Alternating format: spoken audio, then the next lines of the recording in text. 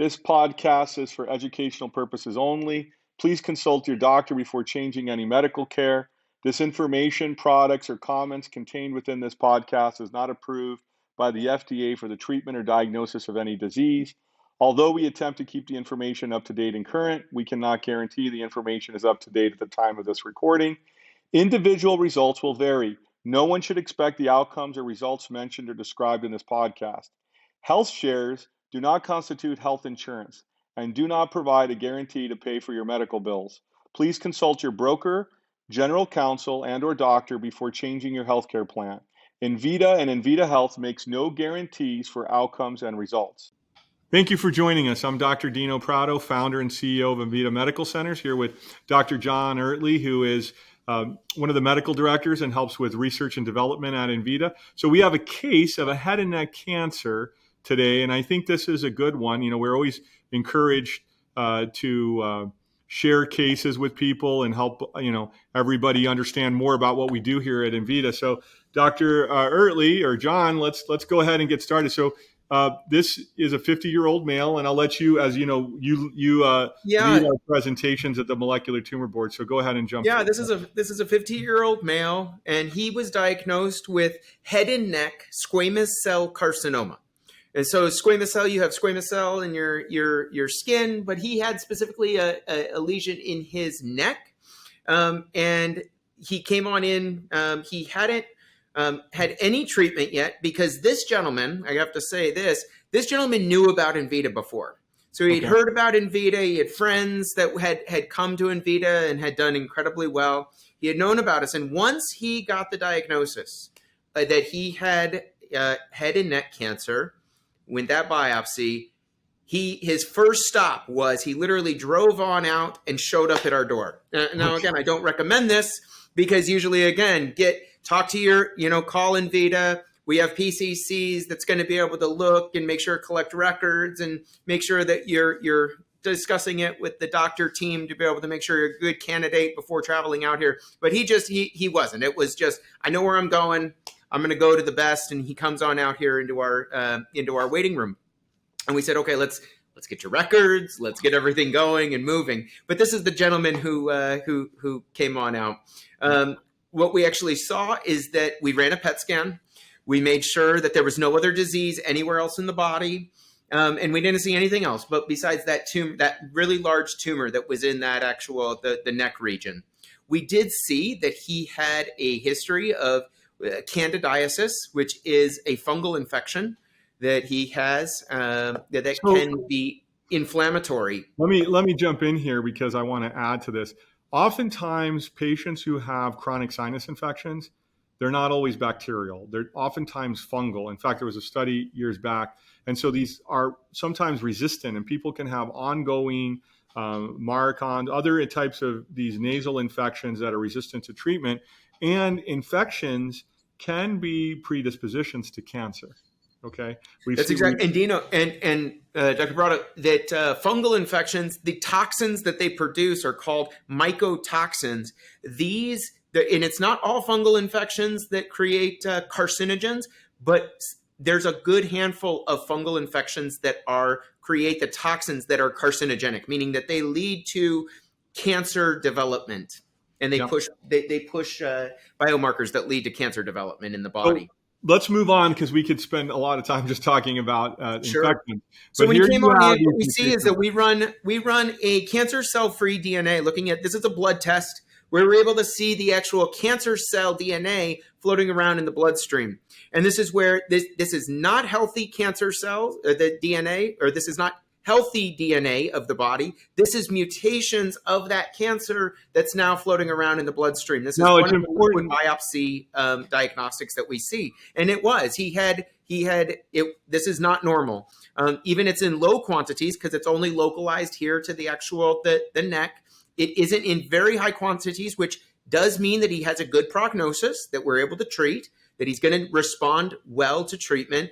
But what you see is that that's not normal, and that should not be in the bloodstream. And let me add that we run lots of tests and we have lots of pipelines of bioinformatics that we run through to select care. But we're pointing out, it's just hard on these slides to go through a laundry list of genetics. We're pointing out what we think were some of the more important markers for the presentation, and really understand that these genomic markers, play a role in understanding it's part of a prognostic marker too when you're looking at these mutational rates, right? These alleles and so forth. So let me move on here. And so let's take a look here. You've got the image. I'll let you. All right. So this was the first PET scan that we ran, and when you run a PET scan, it's essentially you inject some dye, and it goes to where the cancer is at, and it lights it on up like a Christmas tree. So what you see is where that arrow is, that yellow orange arrow is pointing to is the tumor in the neck. And that's lit up, as you can see, very, very bright on the actual image. The other stuff that's looking is just normal. That's normal for a human body to be able to see that. But that arrow where it's pointing to that little sphere is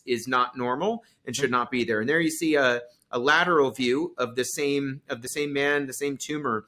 You can see it's actually a little bit more wide than it is tall as far as that goes. But that's right there in the neck. Yeah, and these cancers are can become really difficult if not treated correctly early. They can start to get pretty complex. So let's move on. So the concerns there that can go on is that you have a lot of sensitive tissue in those areas.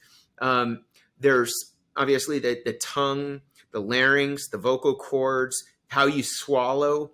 And so oftentimes when you actually see this, you have to be precise with your head and neck cancers, because if you're not, then it can cause a lot of collateral damage around those tumors.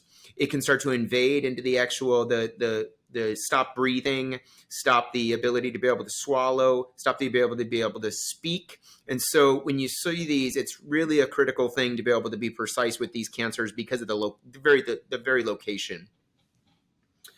Okay, so this is just the impression as you're seeing where the actual lesions are at of the actual PET scan. We can certainly move on from there as well.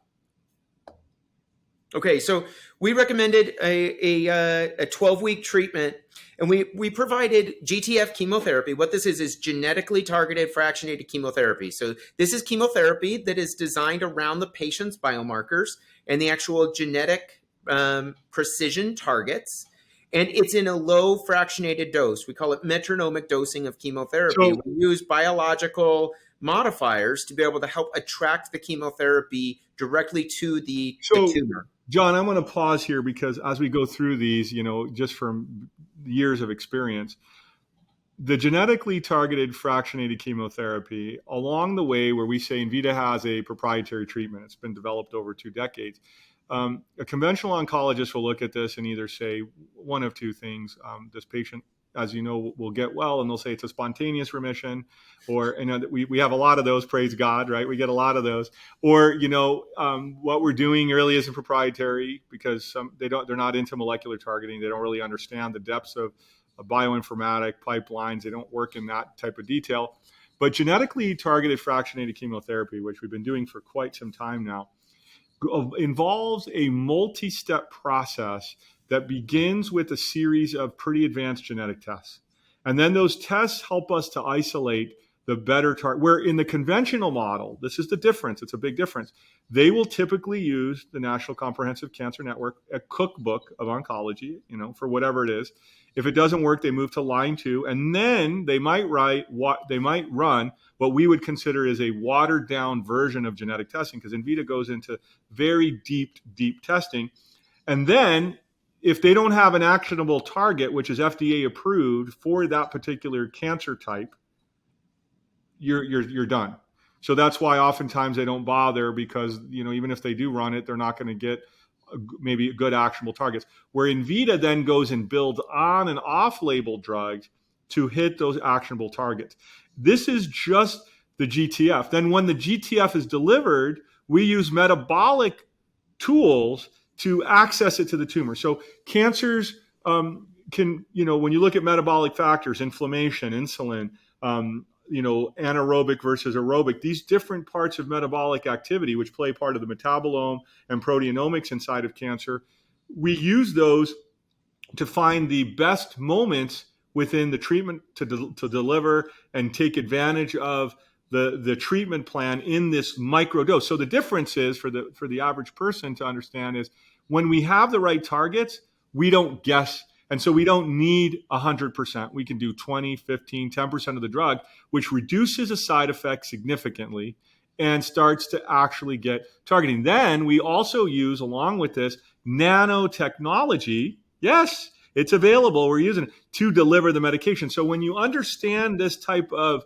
difference, and just because I'm going to keep doing this because it's unfortunate that you have the presumption of standard oncology that they presume that it's really not any different, or it's significantly different, to the point where the majority of patients that we see fail care. They're in round 2 or 3 of care, and then they begin to have response, a measurable response within Envita care that helps them to either lengthen their life or respond to treatment. But again, that is a significant difference. It's just targeting, and precision oncology will be the standard, and it's just not there yet. So I just want to talk about GTF a little bit because you keep hearing over and over, well, it's all the same.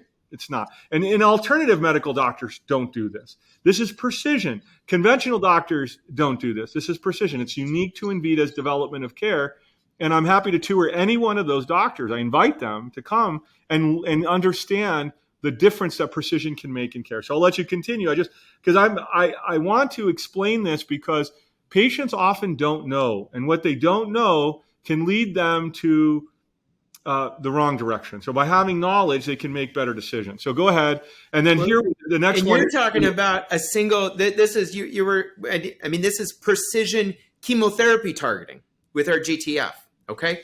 We then did precision immunotherapy targeting. What you're seeing here, the immunotherapy with a PD-1 inhibitor. Again, that's just a baseline. This is your Keytruda, Opdivo, but this is one of these that actually has a very good target for this specific cancer. We knew that this was going to be effective for this gentleman. And this is where that's just the tip of the iceberg. What you see here too, down at the bottom, AAIT immunotherapy. This is an immunotherapy that was developed around the patient's own immune system, where it's developed in a biological laboratory to be able to increase his own cells, the dendritic cells and the natural killer cells. And then we hone the ability of the actual cancer cell to that. We teach the immune system how to target it in a laboratory, and then we redeploy it back into the body. It's called adaptive autologous, meaning your own cells, immunotherapy. This is one of the most powerful and precision treatments because it's based upon your own body's immune system that actually targets the cancer. This was a great thing that actually elevated this cancer patient's remission and complete response. Okay. We then also did precision radiation therapy. Okay. You don't just do radiation therapy that's an external beam because it creates a lot of again, those tissues that are around the area, okay? When we use radiation in a very sophisticated way to be able to make it sure that it's precision, directly targeted to the area. Radiation can also be very immune supportive as well. Just like chemotherapy, when it's used in the right dose and the right type, it's immunosupportive. So it doesn't kill the body, it protects the body, but helps to be able to kill the cancer effectively, okay? We also used precision adjuvant phytotherapeutics. These are natural medications that are supports that make the therapies more effective. They're actually supportive to the body's immune system. They're supportive to the body's tissue. They help to protect the actual tissue and advance the ability of the chemotherapies and the radiation to be able to become more effective. Before we go further, I want to take a few minutes on this. And also I want to bring up an image maybe that can help people see things better. The phytotherapeutics are also typed through genomics. They're also typed through miRNA and through messaging. And what you'll see is oftentimes, and I won't go into, but you'll learn about the SOT type therapies that are discussed in integrative medicine. And their job is to try to silence miRNA. But the problem is what we saw at least 7 years ago in work was it just wasn't as effective, anywhere near as effective as what we're seeing clinically, because the best way is to work in concert with the genetic therapies, immunotherapy and chemotherapy targets. When everything's working in concert with each other, the effects are far better. Let me share something here just for a second. I'm going to pull up an image that might help us kind of get a better picture of what we're doing here. So it's really hard to see all this technology, John, because we're talking about it because we've been doing it for all these years. Can you see that image there, John? Is that visible? Yes. Yep, I can now. So this is what we're talking about when we talked about the AIT. So down on the left-hand corner, you'll see that in this particular image, the immunotherapy that's used as an oncolytic viral therapy, which goes in and it only kills the cancer cell. It doesn't affect the healthy cells, and it starts to actually destroy it. But then, as you see these little green that look like gems, these are antigens. So the cancer starts to squeeze like an orange the information so that it spreads to the immune system, and then the dendritic cells to the natural killer cells, and then they go out and seek and kill the cancers. And then you can use PD-1 inhibitors, checkpoint inhibitors, others that help them to hit their target. But what's unique about what Envita does is not only do we can utilize these and other immunotherapies, but we can expand the dendritic cells, make them peptide specific. We can expand the natural killer cells so that we know that they already have high cytotoxic activity. And we do that in our international facility to allow for advanced immunotherapy. So the reason I wanted to share that and kind of, discuss that briefly was because my goal here was to give a visual to this advanced immunotherapy. This is not being done in standard oncology. And these are autologous. They're from your own body, taught to attack your tumor. It's been a process we've developed over 15, 16 years from our early days.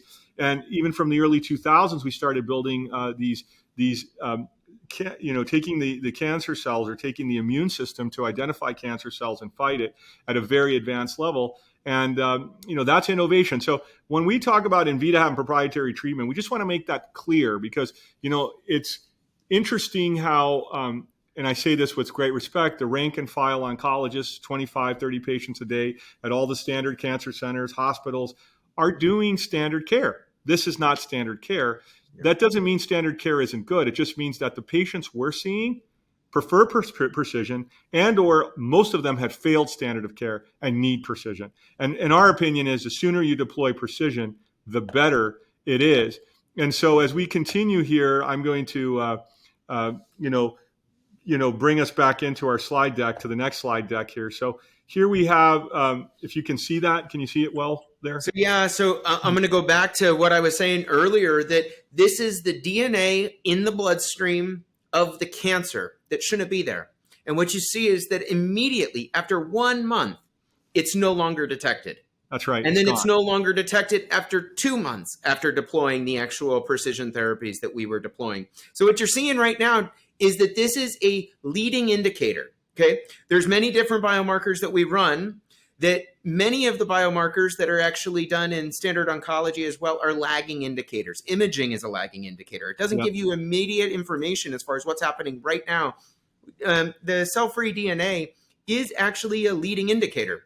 That's right. One of the leading indicators. And when you start to be able to see that this is, even after a month of deploying the treatment, you're seeing that it's removed and the patient is responding according to how we want him to respond. And so when this happens, we say, we're doing a good job. We keep doing it. That's right. And let me just say, after, in our field, when you just to understand the difference, you don't see this with vitamin C therapy alone, right? You don't see that. So people have to understand when you're talking about, alternative medicine, and it has its place of supporting people after chemo, it's supportive. It's there to support the patient. When you're talking about conventional care, it does none of this work.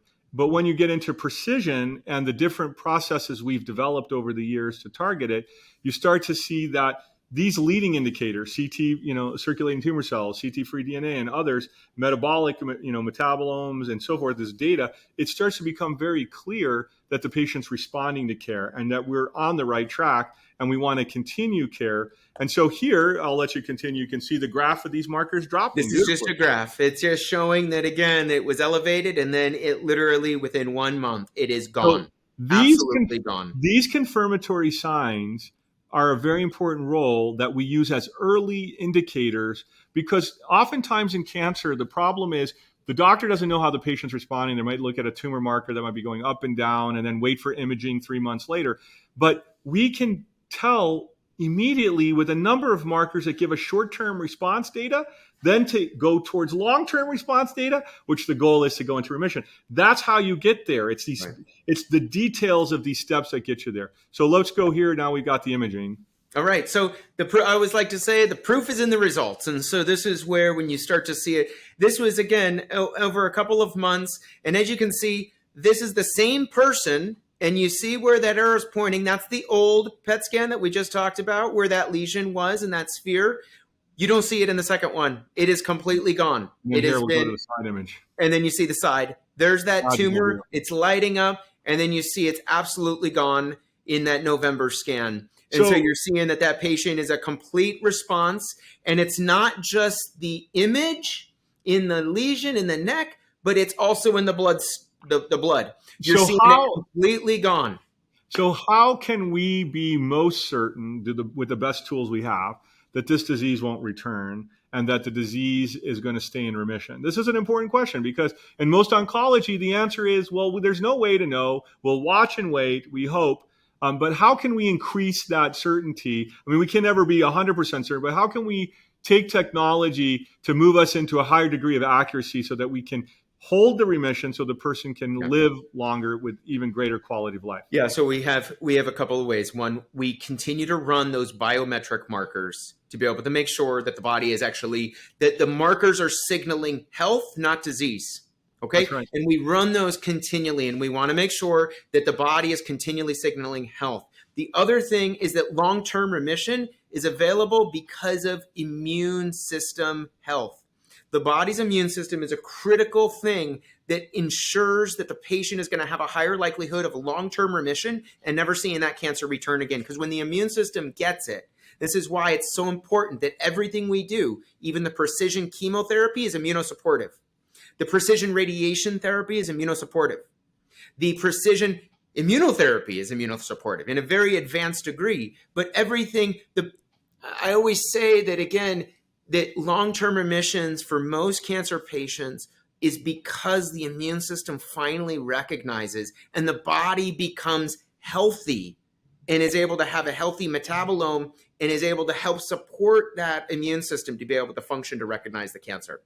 And so, and what's happened? We've continued to run that, and that gentleman has continued to be able to receive, again, favorable biomarkers, favorable health. And that gentleman, I can safely say, is healthier today than he ever was, even going through cancer therapy. So the key here I want to put into also perspective is, you saw that there was an infection, right? So that's correct. When you're talking about immunity and helping somebody, this is where we go to the cause. This is why, when people ask, one of the advantages we have in our training is that we look at the causes and not just the symptoms of disease, right?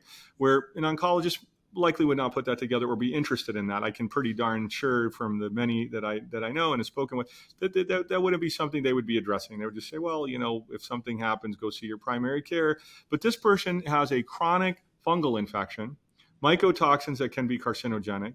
And so as part of ongoing care and home care, we're doing very simple things to help eliminate that fungal infection, reestablish the immune system in that area with the goal of maintaining, and the patient's been doing very well. So I'll give you this example. It's not just carcinogenic, but those mycotoxins are immunosuppressive. There's currently big pharmaceutical companies that are creating drug trials right now, based upon mycotoxins that come from mold, to be approved for transplant victims who need an immune suppression drug so that their body doesn't reject the transplant. And this is coming from mycotoxins, from those fungal infections. And so this is where it suppresses immunity and it causes cellular changes within the actual DNA of the cell to be able to push those mutations, causing them to either not die off, called apoptosis, or advance the actual progression of the disease so that it's too rapidly growing. So I'm so glad you brought that up, because with what some of the work we do here at Envita, we work with infectious disease and a lot of tick-borne illness. And a lot of these patients have MARCoNS. They have fungal infections, sinus, upper respiratory type infections that need to be treated. So we have a lot of experience. There's a correlation between infection and cancer. Yes. And oftentimes it's ignored. Everybody thinks all head and neck or lung is smoking. It's not. I mean, there's a lot of carcinogens in today's environment, and it becomes important that we treat the cause and not just the symptoms. Anyways, not to make our video super long, because we can go on about this stuff for a long time. We love the work that we do. But John, thanks for joining me. And I also want to say to all of you, thanks for joining us. May the Lord bless you on your journey to healing. Hopefully this was helpful and gave you another insight of how we approach cancer. And if you have any questions, feel free to reach out. We're here to help you in any way that we can. So God bless you, and we wish you the best on your journey to healing.